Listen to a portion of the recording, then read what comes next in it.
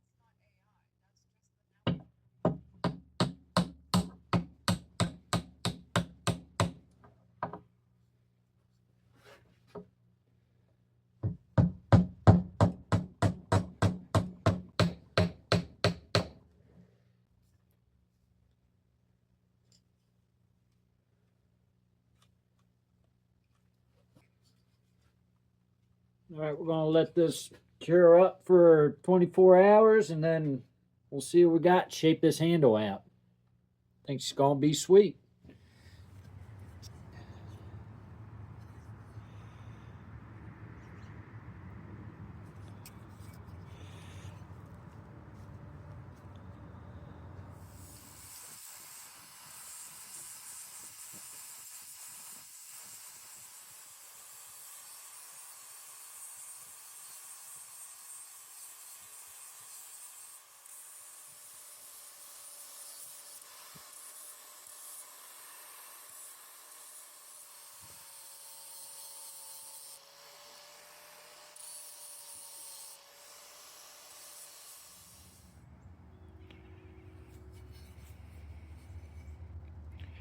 Little crack there, but that's all right. Filled up with a epoxy.